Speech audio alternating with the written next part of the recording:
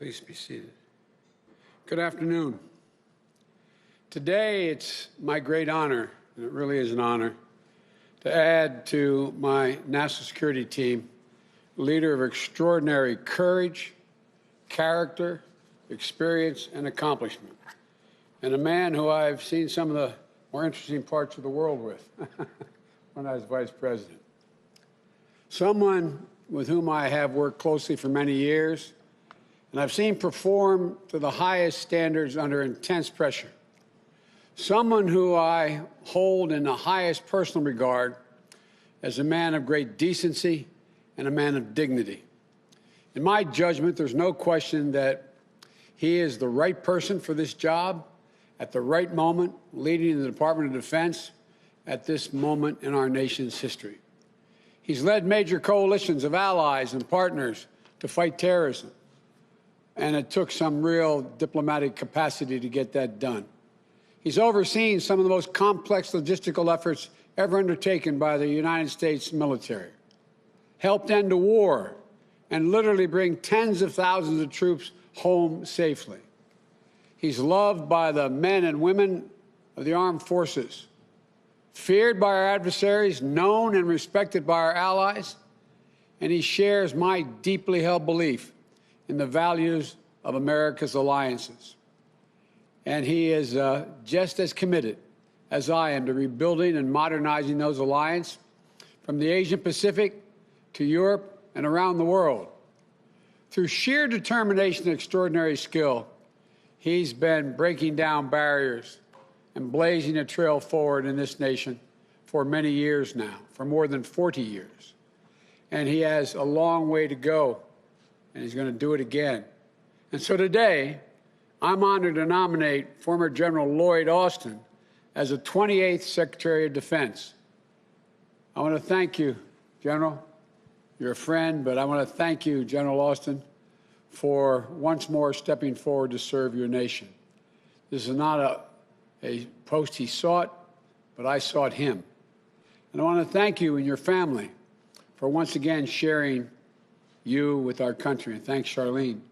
Today, I know how proud they all are of you, all four of your children, your older sisters, and your brother. I knew the reason why you were a good man, you had to have sisters to raise you along the way, right? I know mine did me, and she's much younger. And your incredible wife, Charlene, and I mean that sincerely. Tomorrow, I'm told that Jill and Charlene are going to spend some time together sending off packages to our soldiers abroad. She and Jill are both passionate about supporting military spouses and families, and I know they'll be powerful advocates for that community together. And, you know, they're going to both be working at the White House and the Defense Department together to make sure our families are cared. I said before, General, America only has many obligations, one sacred obligation: to care and equip those we send to war, to care for their families when they're gone, and to care for them when they come home and their families. I got to know General Austin during my early days as vice president. President Obama had charged me with overseeing the end of Operation Iraqi Freedom and ensuring the orderly withdrawal of our forces and equipment from Iraq.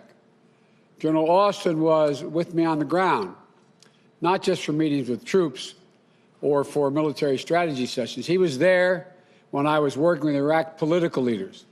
I watched his political skill, how he dealt with them. They respected him across the board.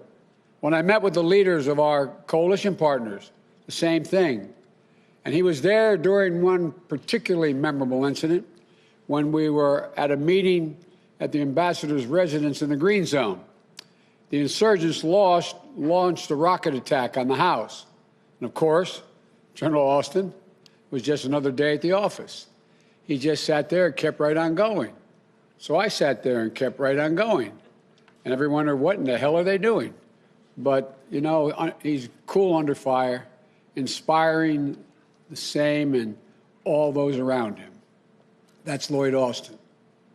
He was the person President Obama and I entrusted with the incredible task of bringing home America's forces and redeploying our military equipment safely out of Iraq. It was the largest logistical operation undertaken by the Army in 60 years. Getting it done required much more than military know-how. General Austin was a diplomat. It was not an easy task. He built relationships with our Iraqi counterparts and with our coalition partners. He was a statesman representing our country with a skill at tables that I've sat with him, with foreign leaders, and I wondered whether or not he was from the State Department or from the Defense Department, both military and civilians. I'm not exaggerating. He has a way about him. And always, above all, he's looked out for his people. That's why he was known as the soldier's leader. In this time in the United States Army, Lloyd Austin met every single challenge with extraordinary skill and profound personal decency. He's the definition of duty, honor, country. And at every step, he challenged the institutions that he loves to grow more inclusive and more diverse. He was the 200th person ever to attain the rank of a four-star general, but only the 6th African-American to ever do that. He was the first African-American general officer to lead the Army Corps in combat. He was the first African-American to command an entire theater of war. And, if confirmed, he'll be the first African-American at the helm of the Defense Department in well over 200 years. Another milestone. And he's a barrier-breaking career, has been like this throughout his career. Lloyd Austin retired from the military service more than 4 years ago.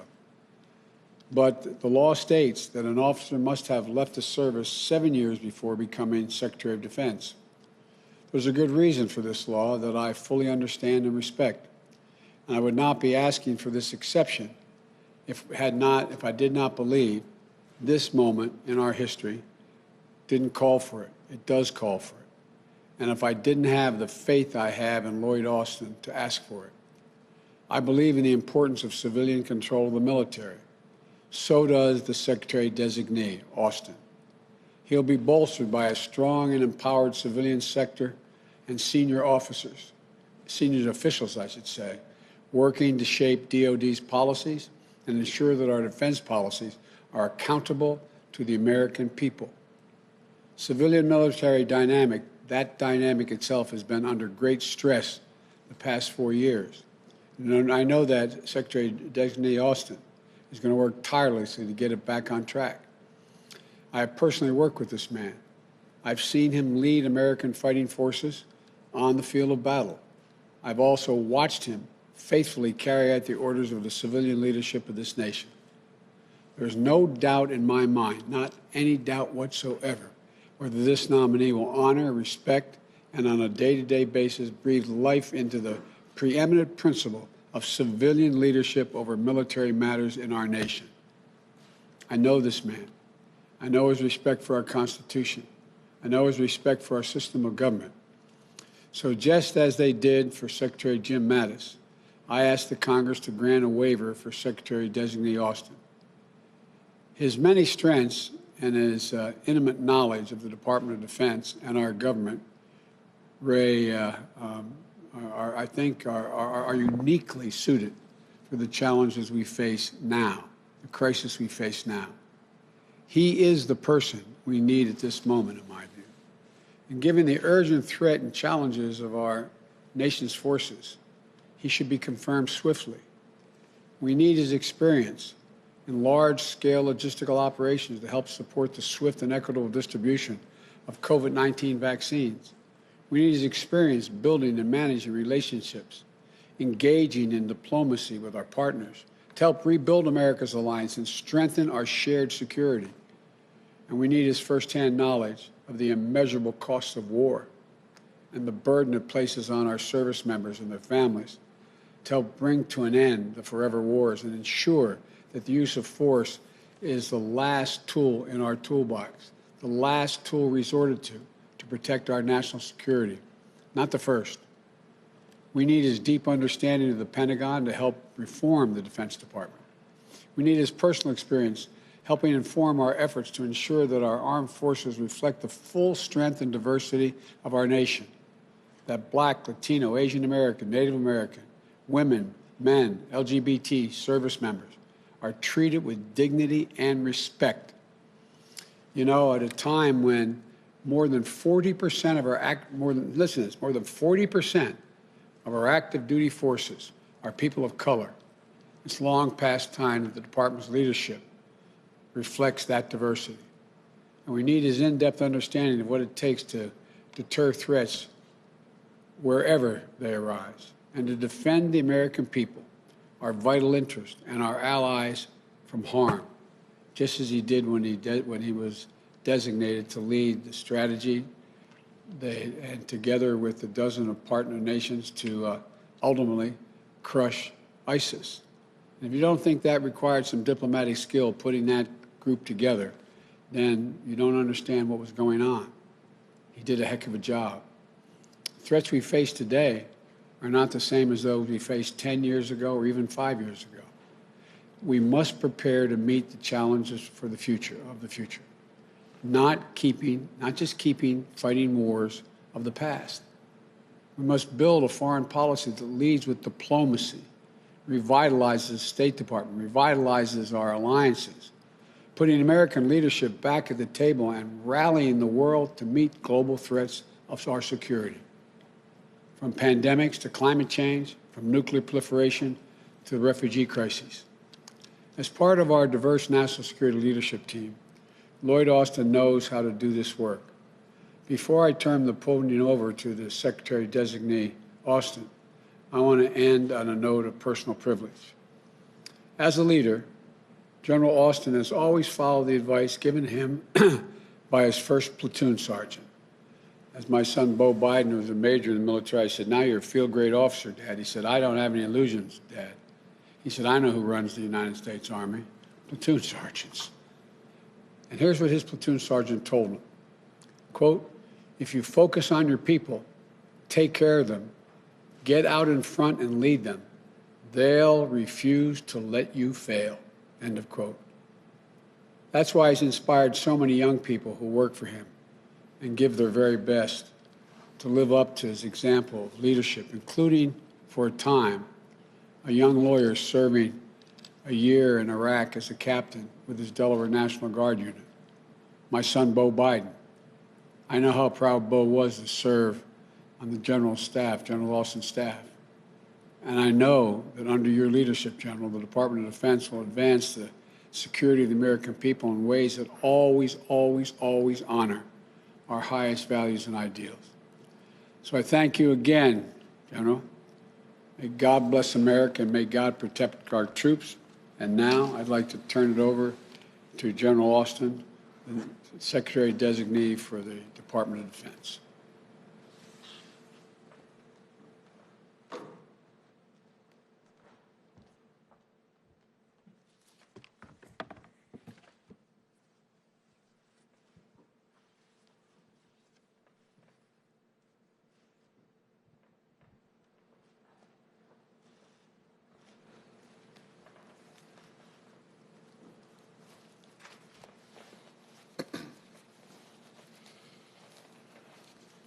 Mr. President-elect and Madam Vice President-elect Harris, thank you for your trust and your confidence and for the opportunity to serve as a 28th Secretary of Defense. And if confirmed by the United States Senate, it will be my sincere honor and privilege to return to the department and to lead our great service members and civilians in accomplishing the mission of ensuring our nation's security. You know, back in 1877, a young man from the small town of Thomasville, Georgia, Henry Ossian Flipper, became the first African American to graduate from the United States Military Academy at West Point. And after his commissioning, he was assigned to one of the Army's all-black regiments. And he became the first non-white officer to lead the Buffalo Soldiers of the 10th Cavalry. And so fast forward to today, nearly 150 years later, another native son of Thomasville, Georgia, stands before you as the Secretary of Defense designate. Now, many people have paved the way for me and countless others over the years, to include Henry O. Flipper. And I am supremely grateful to all of them for their courage, for their determination, and for the example that they set throughout. And they include the Tuskegee Airmen and the Montford Point Marines and many others. And throughout my career, I've also been incredibly fortunate to benefit from the support and the mentorship of exceptional leaders like General Colin Powell and Admiral Mike Mullen and General Johnny Wilson and my old platoon sergeant, who you heard the President-elect just talk about. You know, I was a brand new second lieutenant, and Sergeant First Class Fox Ballard took me in and taught me the way of the world. So I owe him and many others a great deal. And as Sir Isaac Newton famously said, if I have seen a little further, it is by standing on the shoulders of giants. I've been very fortunate to have the love and support of my family as well. My mother and father, who was a postal worker who, along with a number of my uncles and other relatives, spent time in the military, and that inspired my own desire to serve. I've also enjoyed the strong support of my brother and four older sisters. And most importantly, my bride, Charlene, who I've been truly lucky to have by my side all these years. And I am so grateful for her enduring love and for her support. You know, I spent much of my military career tackling tough issues and formidable adversaries in challenging parts of the world. And President-elect Biden, as you mentioned, we've worked closely together on some tough issues. And we've gotten to know each other under some intense and high-pressure situations. And, sir, you can expect that as Secretary of Defense that I will give you the same direct and unvarnished counsel that I did back then. I understand the important role of the Department of Defense and the role that it plays in maintaining stability and deterring aggression and defending and supporting critical alliances around the world, including in the Asia-Pacific, in Europe, and around the world.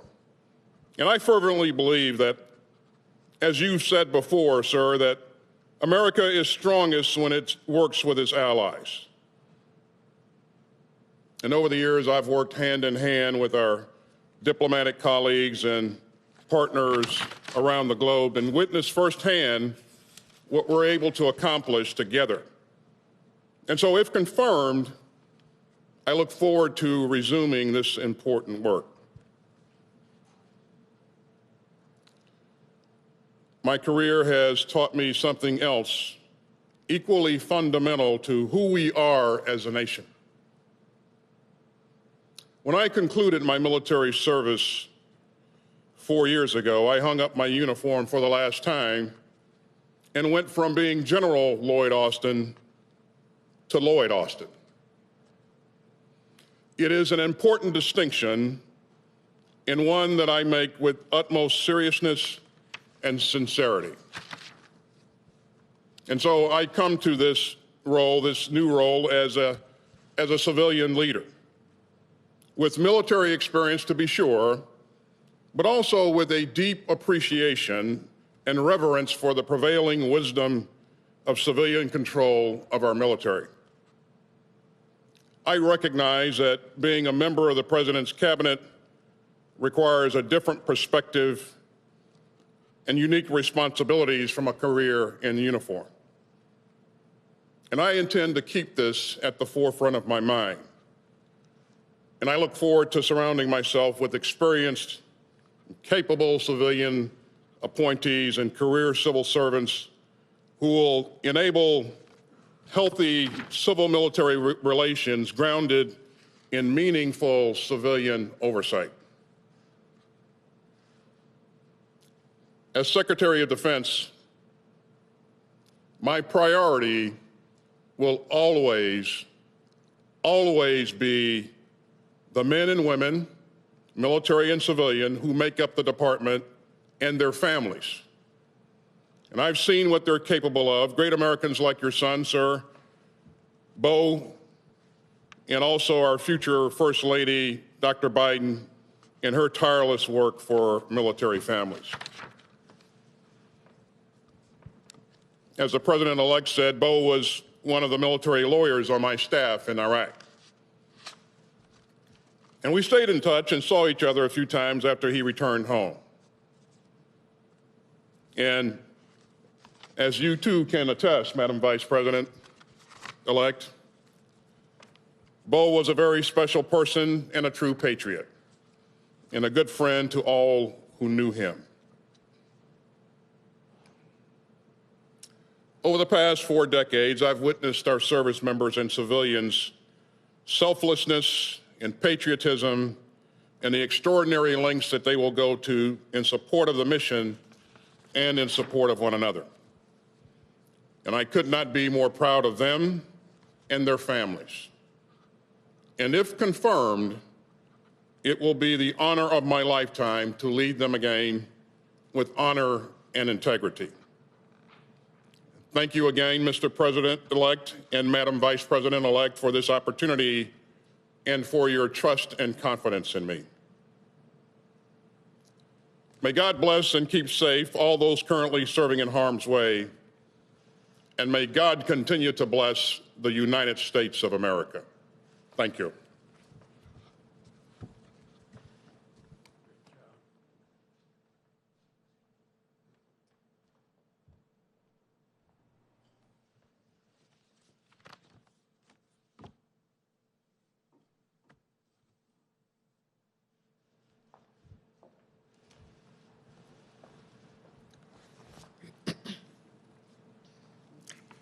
Good afternoon. President-elect Biden and I will take office at a consequential moment for our country. Even as we work to contain this pandemic and responsibly open our economy, we also need to lead the Defense Department into the future, rebuild and renew global alliances and partnerships, and make sure the United States is prepared to address new threats and new challenges, from cyber to climate. The fundamental responsibility of our administration, and any administration, is keeping the American people safe and secure. My whole career has been about keeping Americans safe. In the United States Senate, I have served on the Homeland Security and Intelligence Committees. I've traveled to Iraq and Afghanistan and the Middle East, where I've seen the extraordinary training, commitment, and heroism of our service members, and proudly represented California, the state with the largest number of active duty military and veterans in our country. And I am absolutely confident that General Lloyd Austin is the right person to lead the Department of Defense at this critical moment. We need a proven leader to help address this pandemic, someone with the experience to help make sure safe and effective vaccines are distributed equitably to all. A leader who will honor the service and sacrifice of those who wear the uniform of the United States, provide for their well-being, and make sure they and their families are treated with the dignity and respect they have earned. And a leader who recognizes that our service members represent America around the world and must uphold our nation's highest values and ideals. General Austin is that leader. As the President-elect noted, this is a milestone nomination. A seasoned, highly decorated, and trailblazing commander, General Austin reflects the very best of our nation. And President-elect Biden and I will work closely with him and our entire team of national security and foreign policy leaders to make sure the United States of America is safer and more secure than ever before. You know, throughout America's history, the United States military has been a home for generations of young men and women dedicated to serving our country, and General Austin is among them. With this nomination, he will continue his service, strengthening not only America's national security, but our role as a partner to allies around the world. And we couldn't be more proud. Thank you.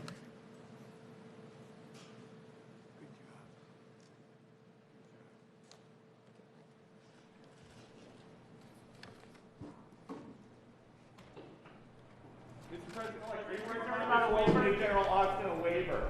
Is the Attorney General nominee coming?